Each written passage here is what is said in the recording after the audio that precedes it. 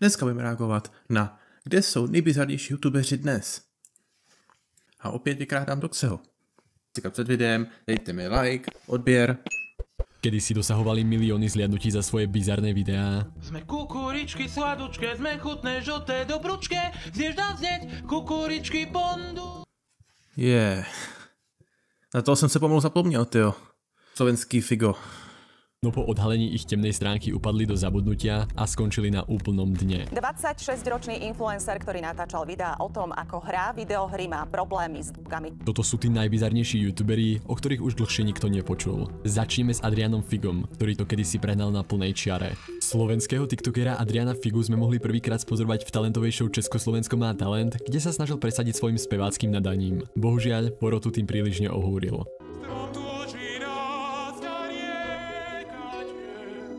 Kritika ho však neodradila a v show sa objavil ešte v niekoľkých ďalších ročníkoch. Pokus dal aj televíznej súťaži Superstar, kde sa nečakane dočkal rovnakého výsledku. Divákov znovu prekvapil v televíznej show Bez servítky, tentokrát však ako súčasť programu jedného z účinkujúcich.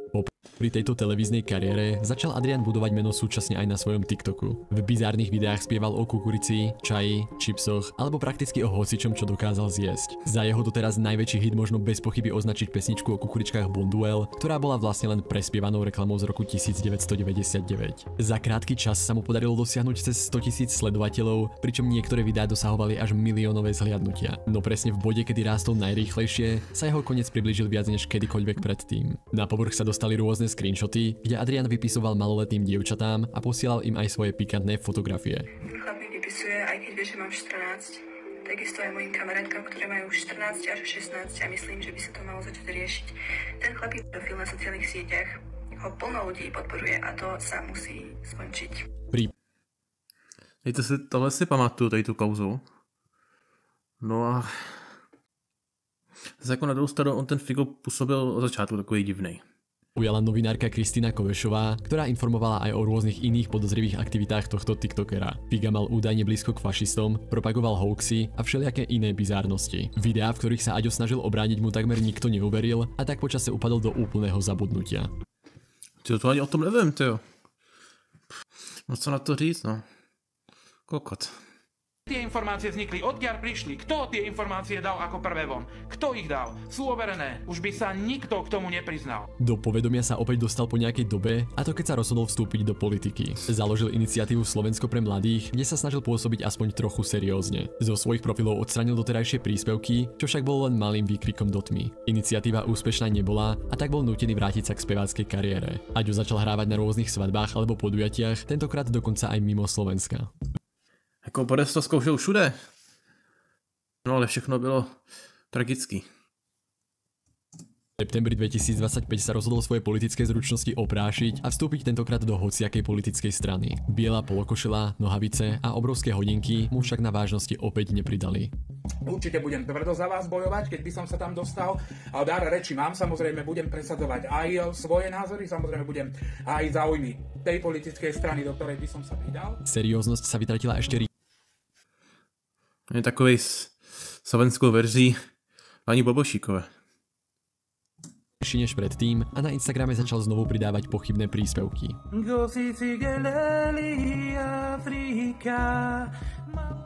Aďo tak aj naďalej zostal na bizárnej strane internetu, no kto z nej nedobrovoľne odišiel, bol slovenský youtuber Halien. Ty kokos, Halien?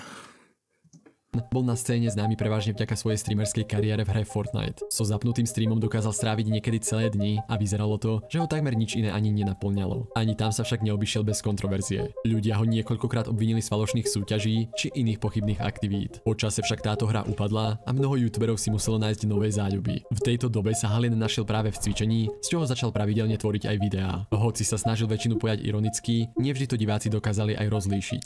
Urobil som obrovskú chybu. Kúpil som jeden kreatín, aj ten mi poslali plesnivý. Pozeraj.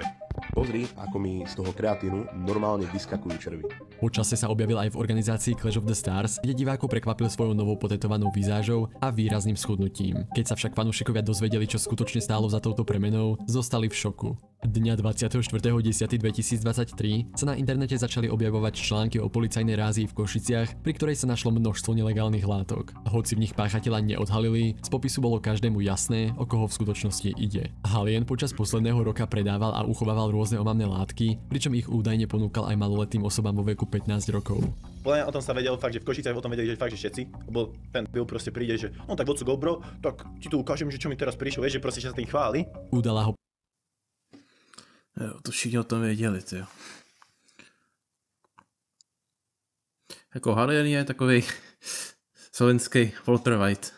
práve matka jedného z týchto detí, keď jej dcéra skončila na psychiatrii. Následne si podľa polohy mobilu overila, s kým sa stretávala a oboznámila o tom aj políciu. Já jsem beze slov, fakt, já jsem úplně v šoku z tohohle. To je prostě věc, kterou jsem asi vůbec nepočítal. Ja som vždycky vedel, že na Halienovi je niečo shady. Vždy som mal vzadu v hlave ten pocit. Halienovi hrozilo pôvodne až 15 rokov väzenia, no stalo sa niečo nečakané. Dňa 18. septembra 2024, teda takmer rok po jeho zadržaní, prebehol súd, ktorý stanovil finálny verdikt v tomto prípade. Keďže sa medzi tým zmenil trestný zákon, Halien bol odsúdený len na necelých 5 rokov odňatia slobody. Aby toho nebolo málo, už po polovičnom uplynutí trestu má možnosť požiadať aj o podmienečné prepustenie. V prípade, že by mu súd vyhovel, na slobodu by sa dostal už začiatkom roku 2026. Jo, sú zákony, ty. V súčasnosti sa Halien nachádza v ústave s minimálnym stupňom stráženia, kde môže vykonávať rôzne pracovné aktivity. Na súde svoje činy oľutoval a taktiež priznal, že mu väzenie dalo cennú životnú lekciu. Po prepustení na neho čaká aj ročný ochranný dohľad, ktorý bude musieť strážiť jeho pohyb a takisto správanie. Istou životnou lekciou si prešla dokonca aj influencerka Adela Pulcová, no tentokrát sa z toho A je to tady. Jako kdo je větším symbolem bizáru než Adela? ho zatiaľ nepoučila. Adela Pulcová, známa ako šopaholik Adel, si za roky svojho pôsobenia vybudovala nesmierne kontroverznú povesť. To, čo začalo v nevinnej talentovej súťaži Superstar v roku 2013, neskôr prerástlo do pomerne bizárnych videí. Medzi jej najväčšie prešľapy nepochybne patrí vyhodenie zosnulého morčaťa do smetného kontajnera, alebo fakt, že zakazovala svojmu partnerovi chodiť aj na záchod. Že půjde radši tam do Jako kdybychom tady měli vyjmenovat, co všechno naše Adela udělala a postrala, tak bychom tady byli do zítra. na záchod, ale já jsem mu řekla, že ne, že by to před těma lidma vypadalo blbě, že když tady se mnou bydlí, ať si normálně tady v bytě dojde na záchod, když tady se mnou bydlí. Popri svojej tvorbe mala momenty, keď zarábala tisíce eur mesačne, no zažila aj niekoľko pádov. Jeden z najväčších sa stal v roku 2025, keď sa rozhodla predať svoj byt pod cenou a presťahovať sa do nájmu do Prahy. Nájom nestihala Chytrý move. splácať a za zbytočný výdavok považovala aj zdravotné poistenie. Dlh sa jej postupne vyšplhal až na 19 000 eur, čo predstavovalo približne 500 000 korún. Neschopnosť splácať túto dlžobu ju priviedla až do azylového domu. Tam začala noci tráviť spolu s inými bezdomovcami za symbolickú cenu 50 korún na noc. Adela vedela, že ju TikTok naďalej už Takhle to prostě dopadne, když se dostanou ke slávě penězi idioti. Jo, že kdyby že buď ona nebo nikdo kolem ní by byl nějak chytrej, tak by asi by neskončila někde hupitovně. Jako vzhledem, kolik mohla vydělávat a jaký má marketing, tak by tak určitě nedopadlo. Ale je to Adela, no tak. uživiť a tak sa po 3 rokoch fungovania rozhodla nájsť si skutočnú prácu. Pokusov mala hneď niekoľko, no kvôli svojej bizarnej minulosti sa nedostala ani na obyčajný pohovor. Skúšala to ako novinárka v mediálnej firme, ale aj ako herečka v divadle, kde sa uchádzala o rolu v muzikáli Ľadové kráľovstvo. Šťastie Jako vidět Adélu jako ve Frozen, kdyby hrála, to by hrát Elzu. To by byl takový solidní bizár, že by to divadlo na tom vydělal ranec. Jakože to by chtěl každý vidět. až v slapfightovej organizácii Redface, ktorá sa venuje tzv. Fackovaniu. Súťažiaci sa postavia oproti sebe pri stole a víťazom sa stáva ten, kto ustojí čo najviac faciek. Adele sa tu podarilo zamestnať hneď na plný úväzok, no nemožno povedať, že by išlo o nejaké prestížne povolanie. Jako bejt v Redfaceu, to je úplně jedno. Jo, jako když si myslíte, že bejt v Clashi je dno, tak Redface je to dno, který má ještě sklep. Za dobu pôsobenia stihla absolvovať jeden zápas, ktorý bohužiaľ neskončil víťazne. Motivácia zvíťaziť však bola natoľko silná, že si dohodla hneď aj ďalší zápas, tentoraz proti 260-kilovej súperke. Já se neflákám, já se snažím, drobinko. A co ty? Ty si nevylezla ani na traktor, prosím tě. Jsi fakt už trapná, už si těším. Až ti jednu natáhnu. Adela dnes trénuje na pouličných lampách, ktoré ju údajne majú naučiť dať poriadnu ranu. Ještě tam chybí pustit soundtrack od Rockyho. Ale ten vám nepustím, protože je to copyright. Sorry. Jej slov, od životu dostala už toľko faciek, že toto nemôže byť o nič horšie. Tejto novej práci sa vysmial dokonca aj bizarný influencer Jan Brunslík, ktorý však vo svojej kariére nepochodil o nič lepšie. Jako když se vám vysměje i Brunslík, tak je to sáme hodně špatně, no. Internetové začiatky Brunslíka siahajú do roku 2021, keď sa rozhodol zviditeľniť streamovaním rôznych hier. Úspech v tom však nenašiel, no skončiť ani zďaleka neplánoval. Isté povedomie prišlo až postupom času, keď sa s kamerou v ruke vydal do ulic Prahy. Medzi ikonické momenty patrilo rande s fanoušičkou. No, moje sestra to není, ale je to kandidátka na pozici přítelkyně. Kontroverzné TikToky. Já nemám zuby a Kandidátka na pozici přítelkyně. Jako Brunslík jako dával solidní perly. na mě zase nemá nohu. Každý něco má. Či bizarný nápad, keď sa rozhodol od divákov vyberať peniaze za fotky s ním. Nechýbal mu ani cenník, či dokonca platovný terminál. Za krátku. A zase to na druhou stranu byl pro něj jako hodně výnosný biznis. Jo, protože když všude chodil, tak každou chvíli se s ním někdo fotil. Jo, ono se to nezdá, ale když si vyfotíte z 10, tak máte 2 kila. Jo, když to nabízel za 20. Bus sa stal súčasťou streamov známych youtuberov, kde sa diváci bavili jeho neobvyklým správaním.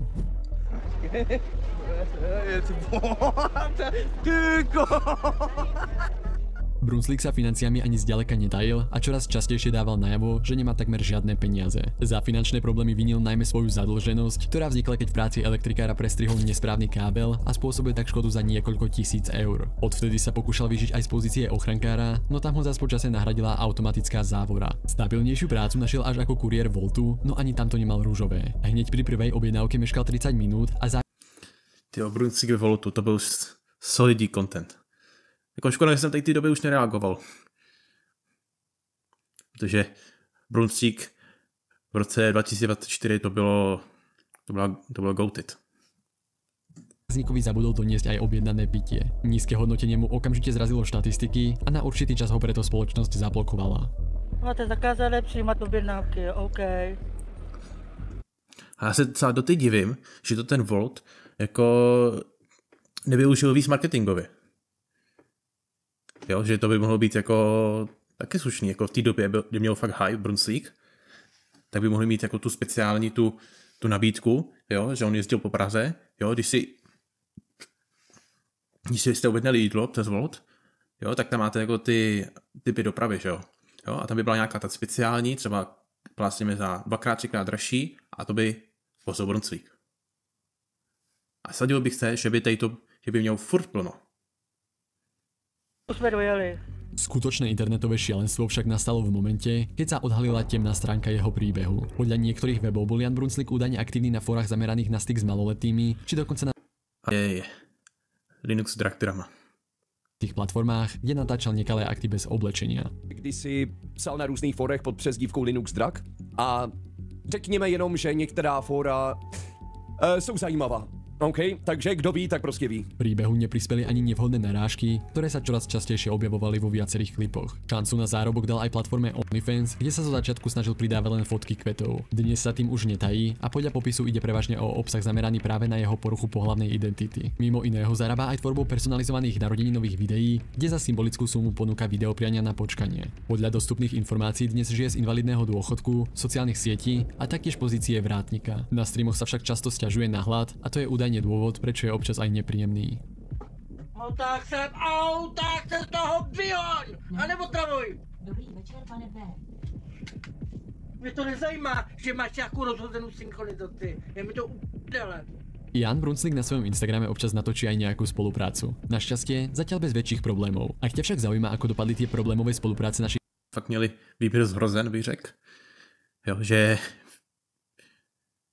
že bizár za bizárem. Pokud chcete podpořit, dejte mi like, odběr, sdílejte a uvidíme se příště a mějte se.